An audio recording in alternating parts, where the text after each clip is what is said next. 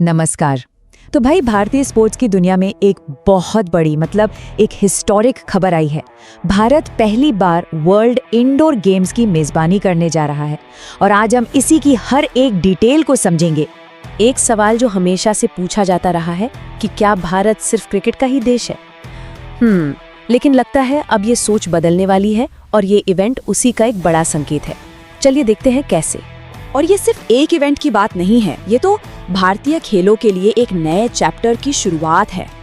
जी हाँ, आपने बिल्कुल सही सुना। हिस्ट्री में पहली बार इंडिया को वर्ल्ड इंडोर गेम्स होस्ट करने का मौका मिला है। ये कोई छोटी मोटी बात नहीं है, ये एक बहुत बड़ी अचीवमेंट है जो दिखाती है कि वर्ल्ड स्पोर्ट्स मैप पर भारत का दबदबा कैसे बढ़ रहा है। तो इसका मतलब क्या है? देखिए, सबसे बड़ी बात तो ये है कि ये इवेंट एक सबूत है इस बात का कि अब दुनिया भारत पर भरोसा कर रही है, हमारी इंफ्रास्ट्रक्चर पर, हमारी होस्टिंग कैपेबिलिटीज पर। अब दुनिया भारत को सिर्फ क्रिकेट की वजह से नहीं बल्कि एक मल्टी स्पोर्ट्स पावर हाउस की तरह देख रही है। तो सवाल ये उठता है कि इतने बड़े इवेंट के लिए भारत में कौन सा शहर चुना गया? तो जवाब है भुवनेश्वर। अब आप सोच रहे होंगे भुवनेश्वर ही क्यों? चलिए जानते हैं। देखिए, भुवनेश्वर को ऐसे ही भारत की स्पोर्ट्स कैपिटल का टैग नहीं मिला है। पिछले एक दशक में उड़ीसा सरकार ने खेलों को लेकर जो डेडिकेशन दिखाया है ना, ये उसी का नतीजा है कि आज भुवनेश्वर दुनिया भर के बड़े इवेंट्स के लिए एक टॉप चॉइस बन गया है।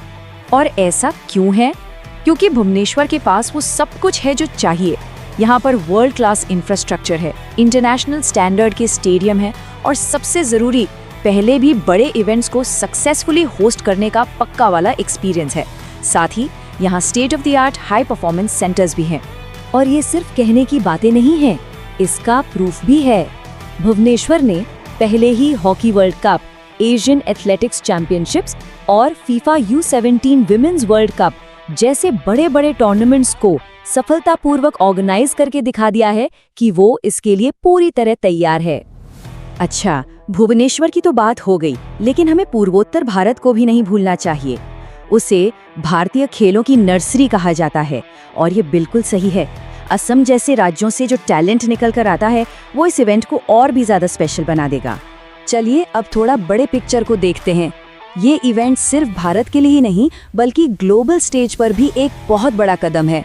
समझते हैं कैसे। इससे आप पूरे साउथ एशिया के स्पोर्ट्स इतिहास में एक टर्निंग पॉइंट कह सकते हैं। पता है क्यों? क्योंकि अब तक ऐसे जो भी बड़े इंडोर गेम्स होते थे वो ज्यादातर यूरोपियन, अमेरिकन या फिर ईस्ट एशियन देशों में ही होते थे। भारत को ये मेजबानी मिलना ये उस ट्रेडिशन को तोड़ रहा है। ये बदलाव कितना बड़ा है इसका अंदाजा आप इसी से लगाइए कि अब तक जो तराजू था वो यूरोप, अमेरिका और पूर्वी एशिया की तरफ ही झुका हुआ था, लेकिन अब भारत के साथ साउथ एशिया में एक नया चैप्टर शुरू हो रहा है।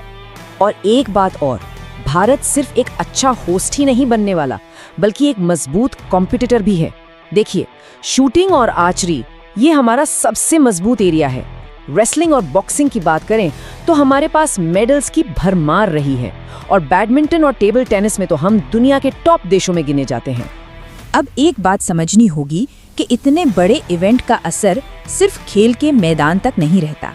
इसका जो इम्पैक्ट होता है वो कहीं ज्यादा बड़ा और वाइड स्प्रेड होता है। इसे एक रिपल इफेक्ट की तरह सोचिए। पहला तो टूरिज्म को जबरदस्त बूस्ट मिलेगा। दूसरा, हजारों एम्प्लॉयमेंट अपॉर्चुनिटीज पैदा होंगी। तीसरा, ब्रांड इंडिया की इमेज और मजबूत होगी। और शायद सबसे जरूरी, 2036 में ओलंपिक होस्ट करने के लिए जो भारत की दावेदारी है उसे बहुत ज्यादा मजबूती मिलेगी। सरकार का गोल सिर्फ एक सक्सेसफुल इवेंट कराना नहीं है बल्कि मेडल टैली में टॉप 5 में अपनी जगह बनाना है। और इसके लिए टारगेट ओलंपिक पोडियम स्कीम यानी TOPS जैसी पहले काम कर रही हैं, जहां टॉप एथलीट्स को वर्ल्ड क्लास ट्रेनिंग दी जा रही है। और हाँ, ये इवेंट टेक्नोलॉजी का भी एक शानदार शोकेस होने वाला है। यहाँ स्मार्ट स्टेडियम का कॉन्सेप्ट लागू किया जाएगा, मतलब high speed 5G, virtual reality और AI बेस्ड एनालिटिक्स का इस्तेमाल होगा, जिससे एथलीट्स और दर्शकों दोनों को एक बिल्कुल नया अनुभव मिलेगा। तो कुल मिलाकर देखें तो ये इवेंट सिर्फ एक स्पोर्ट्स कंपटीशन नहीं है, ये तो भविष्य की ओर एक बहुत बड़ी छलांग है।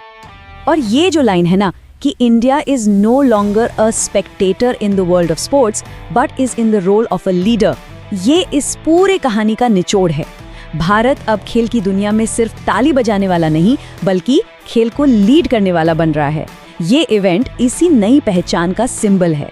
बस एक बार सोचकर देखिए, जब गांवों से लेकर शहरों तक लाखों करोड़ों युवा अपने ही देश में दुनिया के बेस्ट एथलीट्स को कम्पीट करते हुए देखेंगे तो उनको कितनी बड़ी इंस्पिरेशन मिलेगी। ये आयोजन आने वाली पीढ़ी के सपनों को पंख लगाने जैसा है। और आखिर में ये सब जाकर जुड़ता है हमारे देश के बड़े लक्ष्य से, विकसित भारत 2047। ये इवेंट उस बड़े सपने की तरफ एक बहुत जरूरी कदम है, जहां भारत हर फील्ड की तरह खेलों में भी दुनिया को लीड करेगा। तो आखिर में मैं एक सवाल के साथ इसे छोड़ना चाहूंगा, क्या ये ऐतिहासिक इवेंट भारतीय खेलों को उस मुकाम पर पहुंचाएगा जहां से उसे विश्व गुरु कहा जा सकेगा? खैर, इसका जवाब तो वक्त ही देगा, लेकिन एक बात तो पक्की है, शुरुआत जबरदस्त हुई है।